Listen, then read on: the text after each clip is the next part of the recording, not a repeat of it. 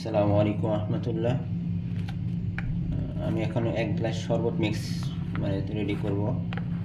আপনারা অনেকে জিজ্ঞেস করেন শরবত মিক্স কি, আপনাদেরকে দেখানোর জন্য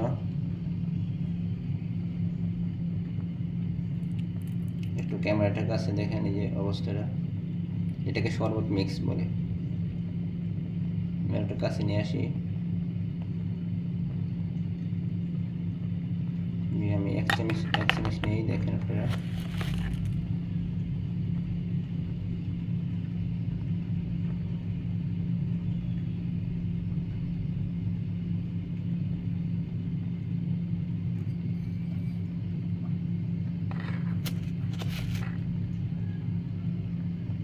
মাত্র আমি 1 চামচ একটু বেশি দিলাম। এটা নাড়া না দিলেও এটা আপনি নিচে পড়ে যাবে। 10 মিনিট থেকে আধা ঘন্টার মধ্যে রেখে দিলে পরে ইনশাল্লাহ আপনি মধু বা আখের গুড় মিক্স করে খাইতে পারেন, অথবা এমনিও খাইতে পারেন। এটা পেটের জন্য সবচেয়ে ভালো, পেটের যত যাবতীয় সমস্যার সমাধান করবে ইনশাআল্লাহ।